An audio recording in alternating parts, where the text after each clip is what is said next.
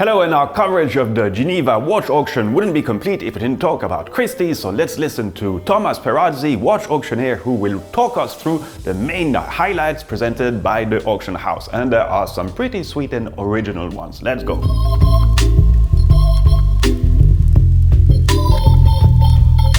So I have here one of the first triple calendar made by Audemars Piguet.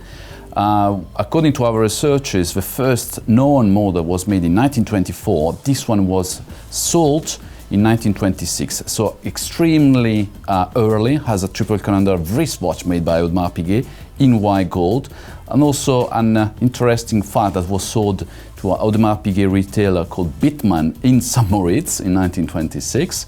What also I love about this watch that has the mobile lux.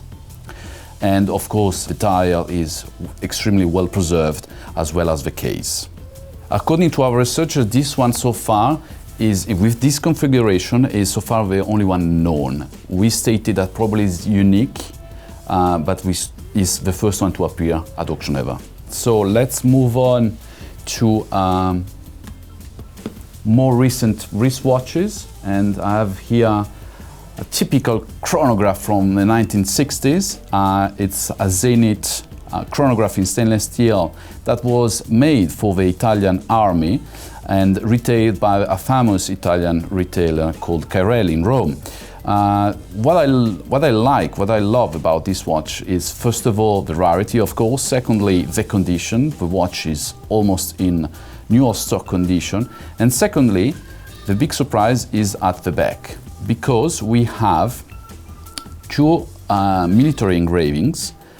We strongly believe that first was delivered to the Italian Air Force, but then was delivered to the Italian military naval forces.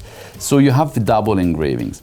And my personal opinion is that this watch have never been used and never been worn. That's why the condition is in a stunning condition. Continuing on important chronograph, we have also extremely pleased this year to celebrate the 60th anniversary of an iconic model that is the Omega Speedmaster. And we have here three examples that, again, for the first time, we have a chance to see all together in an auction. And we have here a stainless steel, of course, yellow gold and white gold version, where the particularity is on the back, because all the three watches were made in the early 80s, and those watches are the first ones to have a transparent case back, where you of course have a chance to admire the Omega caliber, and in incredible condition, all of them, and especially the gold versions are accompanied by the original accessories, meaning the original certificates and boxes. Small things, but for Speedmaster collectors means a lot. So talking about iconic watches, I have here another iconic one, this time made by Patek Philippe. Of course, I'm talking about the Nautilus. Why this Nautilus is, let's say, out of the ordinary? For, I would say, three things. First of all, we have the dial that was personalized by Gobelin, so the watch was sold by Gobelin. Second is, according to our researchers, it's the earliest 3700/1 produced. And the third aspect is the more, I think, interesting one. When we have ordered the extract, the date of production was 1973. So, of course, we called back Patek Philippe Archives Museum and we asked, are you sure it's not a mistake? No, the movement was made in 1973. So, strange, because the Nautilus was launched in 1976. How come? So thanks to Patek Philippe, we found out that when Audemars Piguet launched the Royal Oak, Patek Philippe asked Jaeger-LeCoultre, Somme et Bosch to study also the launch of a sports elegant wristwatch. So Patek Philippe studied the design with Mr. Genta and the creation of the Nautilus with early movements that they were cased later. In fact, this one is mentioned in the extract that the date of production is 1973, but it was cased in 1981, where also the /1 was introduced, /11, sorry, was introduced, and sold sequentially in 1982. I think for all Patek Philippe Nautilus collector, this one is something that is missing in their collection, because something basically you have the movement that has been created 3 years before the launch at Basel Fair of the Nautilus model. Condition-wise has been kept very carefully by the collector, by the owner, and for this extremely rare, I would say, Nautilus, our estimate is between 45 and 65,000 Swiss francs. According to our researches, no other Nautilus with that feature has appeared to auction before. The cover lot of this Christie's May sale, lot 166, is the Patek Philippe Reference 2497 yellow gold with luminous black dial that belonged to Emperor Haile Selassie, and that was a gift by the emperor to the father of the actual seller.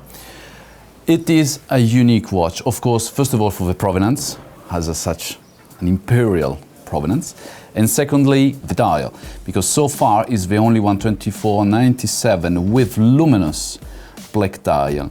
According to our researches, the dial was a specific order to Patek Philippe to fetch the military request of an emperor, because of course I was also the chief of the army, and it was designed especially for that reason. We have here on the back another feature that is wonderfully made, is the Emperor emblem engraved on the case, beautifully, I have to say, beautifully made by Patek Philippe watchmakers. The watch department has decided to celebrate this iconic brand that is Rolex, to spend all the afternoon to celebrate, as I said, the history also of watchmaking. We are going to offer 116 lots, and we have 55 different references offered in this sale. We go, what I like also, that we go from a range from 2,000 Swiss francs up to 500,000 Swiss francs. I would like to start with a treasure that Christie's found for this sale, and I'm talking about Submariner Reference 1680 in white gold. Most of collectors thought that this model, this reference in white gold, have never been produced. According to our researchers, only 3 examples were made in 1973, 1974, as a prototype to study the market, to test the market if it was ready to accept such an important watch. Only 3 examples, 2 are with this blue violet color dial that we can find also in the regular yellow gold model, and with 1 black dial. I think it's extremely elegant. Also the weight is extremely important, and extremely interesting to note are the, of course, the gold hallmarks that are on the case back. Remaining in white gold and talking about rare watches, we have also an important watch made still always in the 70s, and is the so-called Beta 21, or like the Italians like to call it, the Texano. This is the white gold version, extremely rare, made only in 100 examples. And what of course I like about this watch is, it's 70s style, and more important, the condition. The watch has been really kept in a safe for decades. I would say slightly worn, and we have also the chance to find the original hand tag with number 794, because this watch has only 3 digits numbers, case number, and also the original Rolex invoice from 1985. Going to, of course, another iconic model produced by Rolex, and that covers basically all the production scenes, almost the beginning, is the chronograph. Here we have really an iconic reference that is the 3525. So it's the first chronograph made by Rolex with an oyster case, or with a screw down case back. The Italians like to call it the monoblocco due to its strong design. What this watch is so particular? Of course, the condition. It was made in the late 30s, beginning of the 40s, and the stainless steel case has been perfectly preserved. And we have a super attractive, I would say, salmon dial in mint condition. What is also important about this watch that has been recognized by other two important collectors and editors, that's why it has been also published in the first Pucci Papaleo book dedicated to Rolex chronograph, and later on by another important collector, John Kohlberger. He decided to publish this watch as really a stunning one. Of course, talking about chronograph, I cannot mention the Daytona, and we are pleased to offer a wide selection of Daytonas, and we have the first one, made in 1963. Of course, called, the reference is the 6239, and what is extremely important to notice that is really one of the first batch of 6239 that Rolex produced and delivered to United States.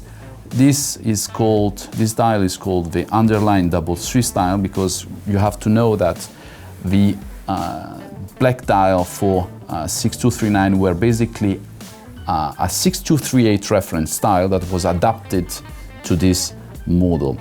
Of course, talking about Daytona, another important step is the Paul Newman, the so-called Paul Newman dial.